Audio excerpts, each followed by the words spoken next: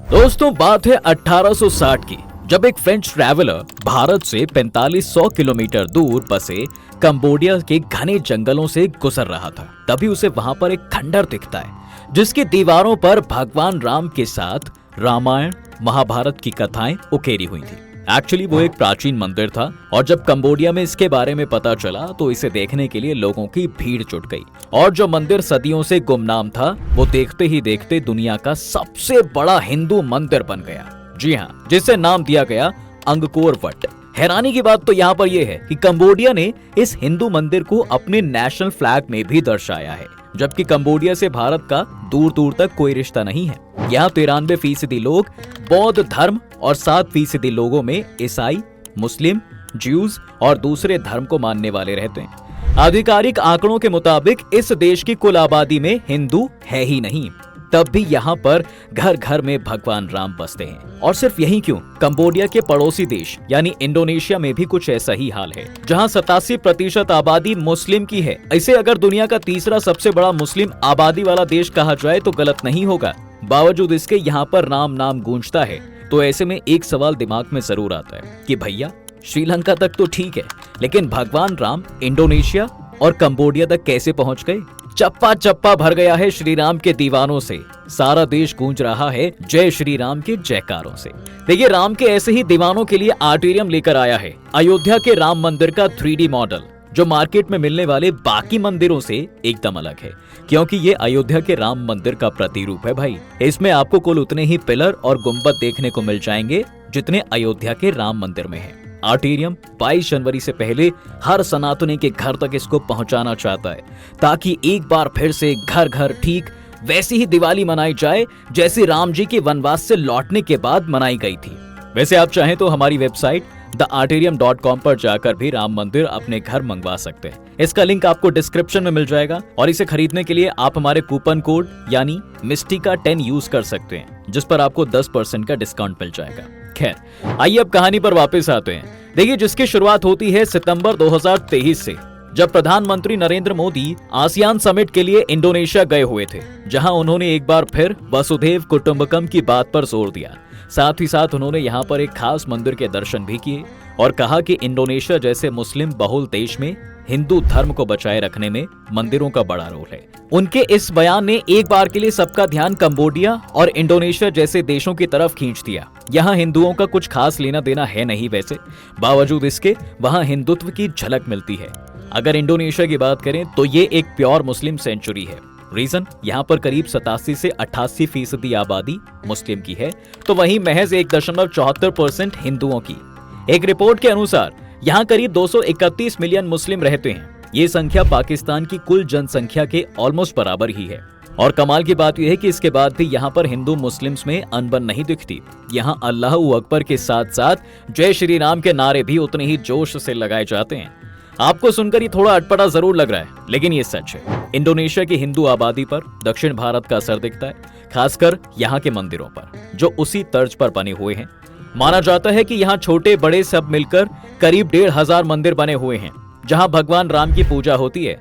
इनमें से ज्यादातर मंदिर बाली और सुमात्रा में हैं। बाली की लगभग हर बड़ी हिंदू कॉलोनी में एक छोटा सा मंदिर जरूर आपको मिल जाएगा, जिसे संगहा कहते हैं। ऐसे में एक बात अक्सर उठती है कि हमारे साथ एक मैरीटाइम बॉर्डर शेयर करने वाले इस देश तक राम पहुंचे कैसे, जबकि यहाँ मुस्लिम आबादी ज्यादा है। अब इसके पीछे इतिहासकार अलग अलग लॉजिक्स देते आए हैं और इसमें से सबसे स्ट्रॉन्ग पॉइंट यही है कि यहाँ पर एक ऐसे हिंदू राजवंश का शासन था जिसका साम्राज्य दक्षिण भारत से लेकर श्रीलंका, मलेशिया और मालदीव तक फैला था, और वो राजवंश था चोल। इस वंश के करीब 20 राजाओं ने यहाँ पर शासन किया, वो भी 400 से ज्यादा सालों तक। इस साम्राज्य के सबसे ताकतवर शासक राजराज ने सबसे लंबे समय तक इंडोनेशिया पर राज किया, जिसने यहाँ पर कई मंदिर बनवाए। हालांकि यहाँ रामायण महाकाव्य 8वीं या 9वीं शताब्दी के आसपास आया था। पुरानी जावानीज लैंग्वेज में लिखी गई ये रामायण काकाविन के नाम से जानी गई। इसका यूज हिंदू धर्म को पुनर्जीवित करने के लिए उस समय किया गया था, जब यहाँ पूरी तरह बौद्ध धर्म अपने पांव पसार चुका था। हाँ, वो अलग बात है कि काकाविन रामायण कुछ मायनों में ओरिजिनल इंडियन वर्जन से अलग है। कई लिटरेरी स्कॉलर्स के अकॉर्डिंग काकाविन रामायण का सोर्स 7th सेंचुरी AD के आसपास भारतीय कवि भट्टी द्वारा लिखी गई संस्कृत कविता भट्टी काव्य है, क्योंकि काकाविन रामायण का पहला भाग जो है वो लगभग भट्टी काव्य जैसा ही है। लेकिन भारतीय विद्वानों का मानना है कि ये रामायण बहुत अलग है। जहां रामायण के लिए बेसिक कैरेक्टर राम, सीता, लक्ष्मण, हनुमान, रावण आदि हैं, वहीं काकाविन रामायण में धायना जैसे कई जावानीज स्वदेशी देवताओं का भी जिक्र है। और सबसे इंपॉर्टेंट डिफरेंस की बात करें तो वो है माता सीता का कैरेक्टर। जहां भारतीय रामायण में उन्हें एक कोमल, सुंदर, शालीन, वफादार और धैर्यवान स्त्री के रूप में दिखाया गया है, तो वहीं काकाविन में उन्हें मजबूत और साहसी नारी के रूप में रिप्रेजेंट किया गया है, जहां वो इस बात का इंतजार नहीं करती कि श्री राम उन्हें बचाने आएंगे, बल्कि उन्हें खुद ही असुरों से लड़ते हुए देखा जाता है। खैर, जो भी हो, इस रामायण का वहां के लोगों पर काफी इफेक्ट पड़ा और इसने हिंदुइज्म को फिर से जीवित कर दिया। इसके बाद वहां पर रामायण का दूसरा इंडोनेशियाई वर्जन भी काफी फेमस है, जिसका नाम है बालिनी राम कावका, जो काकाविन रामायण का एडवांस वर्जन है। अब ऐसे में एक और सवाल ये उठता है कि भैया, जब वहां पर इतना हिंदुइज्म था तो वो मुस्लिम कंट्री कैसे बन गई? कैसे अब भी वहां पर राम नाम का जाप होता है? एक्चुअली बात जो है 8वीं सदी की है, जब अरब मुस्लिम व्यापारी मसाले खरीदने के लिए इंडोनेशिया आने लगे थे। इसका असर ये हुआ कि धीरे धीरे निचले तबके के लोग धर्म बदलने लगे। हालांकि 13वीं सदी तक ये सब खुलकर दिखाई नहीं दिया था, लेकिन जब हिंदू एलीट क्लास भी मजहब बदलने लगा तो इसका असर दिखाई देने लगा। इस चीज को चीनी सैलानी मार्को पोलो ने भी नोट किया और यहाँ से लौटने के बाद उसने इसके बारे में विस्तार से लिखा कि इंडोनेशिया में कई शहर के शहर मुसलमान धर्म अपना रहे हैं। इसके बाद बड़े लेवल पर बदलाव दिखा। 14वीं सदी तक जावा ही नहीं, आसपास के कई द्वीप देशों की बड़ी आबादी मुस्लिम धर्म अपना चुकी थी। 18वीं सदी में यहाँ का वैभव देखकर डच लोगों ने भी इंडोनेशिया में पैर पसारने की कोशिश की और ईसाई धर्म का प्रचार करने में जुट गए। लेकिन इसका असर हुआ बिल्कुल उल्टा।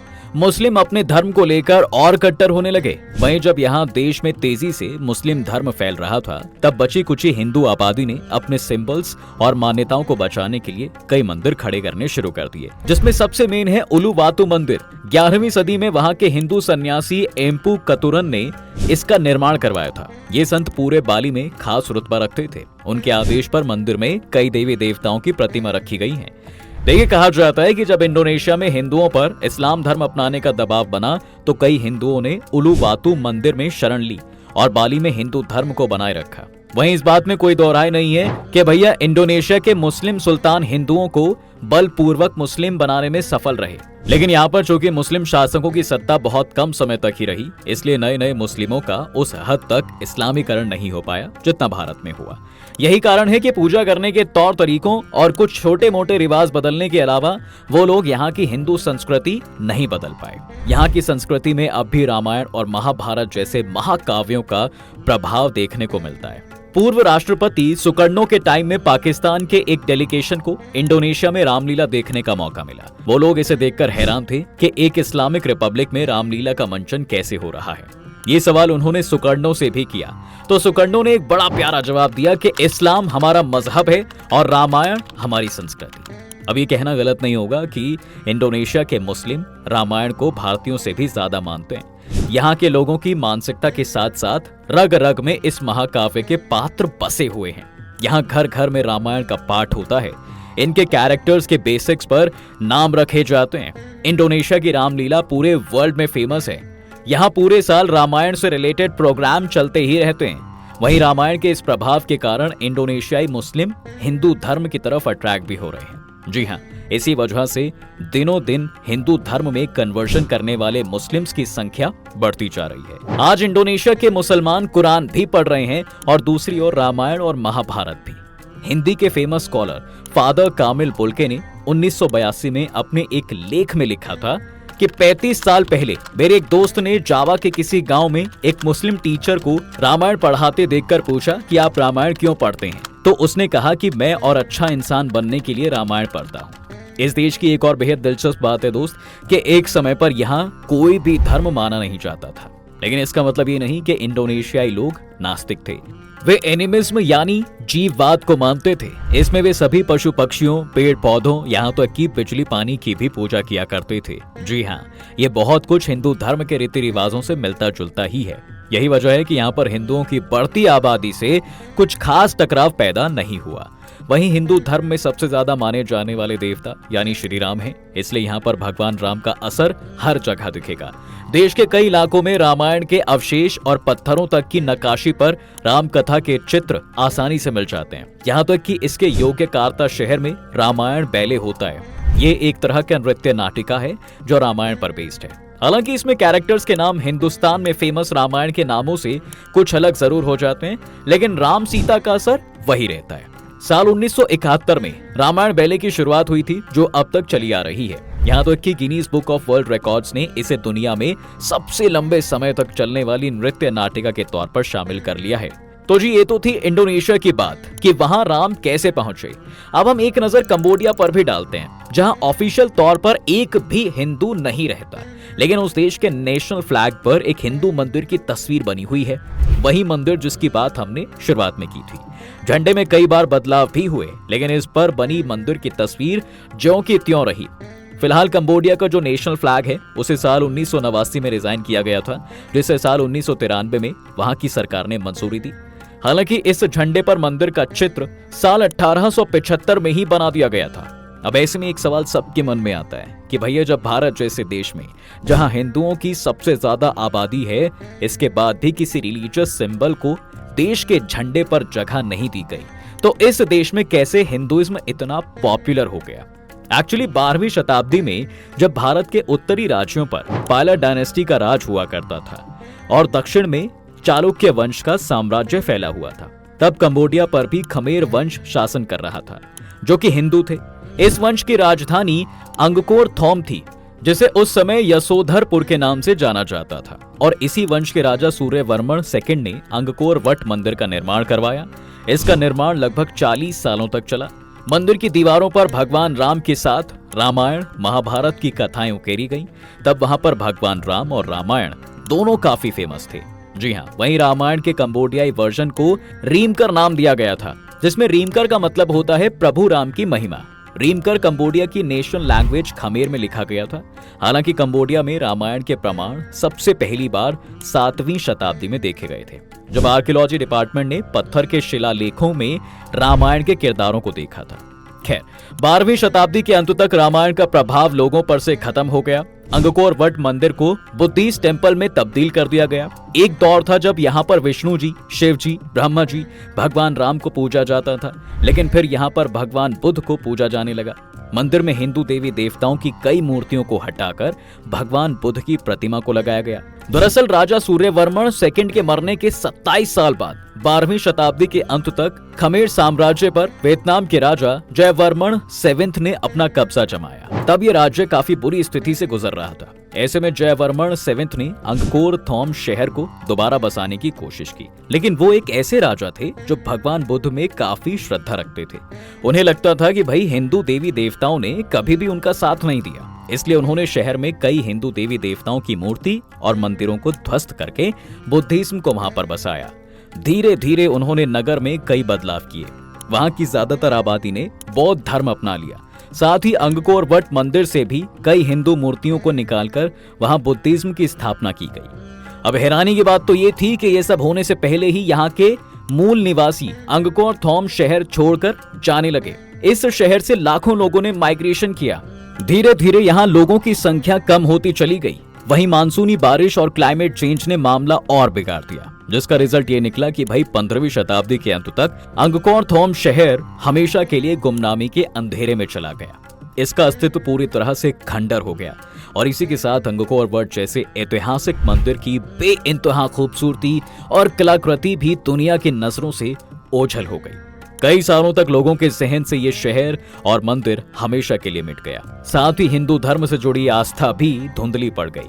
तभी 16वीं और 18वीं शताब्दी के बीच रीमकर रामायण को बुक के रूप में लिखा गया। और इसे 2 पार्ट्स में बांटा गया। पहले पार्ट में अयोध्या कांड और बाल कांड, वहीं दूसरी पार्ट में लंका कांड और उत्तर कांड, जहां ऋषि वाल्मीकि की रामायण में सनातन और वैदिक धर्म का इम्पैक्ट देखने को मिलता है, वहीं कंबोडिया की इस रामायण में हिंदू और बौद्ध धर्म का तालमेल दिखाई पड़ता है, जिसने बौद्ध धर्म को मानने वालों को एक बार फिर से हिंदू धर्म की तरफ अट्रैक्ट कर दिया। वो बुद्ध के साथ साथ राम को भी पूजने लगे। वहीं देखते ही देखते रीम का रामायण को भैया कंबोडिया का राष्ट्रीय महाकाव्य बना दिया गया। इसकी एक वजह यह भी थी कि कंबोडिया में रामायण ऋषि वाल्मीकि जी की रामायण से सबसे ज्यादा मिलती जुलती मानी जाती है, क्योंकि इसमें भगवान हनुमान की कहानी, कैरेक्टर्स और जगहों के नाम के अलावा बाकी सब लगभग सेम है। यही वजह है कि जब 1860 में अंगकोर वट मंदिर के बारे में पता चलता है तो लोगों ने इसे सम्मान से अपना लिया और आज यही सम्मान उनकी नेशनल लैंग्वेज में भी झलकता है, जिसमें उन्होंने अंगकोर वट मंदिर को जगह दी है। आज यहाँ पर ऑफिशियली तौर पर एक भी हिंदू ना होने के बाद भगवान राम को पूजा जाता है। न केवल यहाँ की संस्कृति में बल्कि यहाँ के लोगों के दिलों में भी राम बसते हैं। कंबोडिया में रामायण को ज्यादातर डांस, म्यूजिक और थिएटर के प्लेस के थ्रू लोगों तक पहुंचाया जाता है। भगवान राम के लिए वहां के लोगों के दिलों में आस्था का अंदाजा आप इसी बात से लगा सकते हैं कि भाई राम मंदिर में श्री राम की प्राण प्रतिष्ठा के लिए कंबोडिया से हल्दी भेजी गई है। जी हाँ, विदेशों में श्री राम के लिए ऐसा प्यार देखकर आपका क्या कहना है, हमें कमेंट करके जरूर बताएं। वीडियो को लाइक और शेयर कर दें, चैनल को सब्सक्राइब करना बिल्कुल ना भूलें।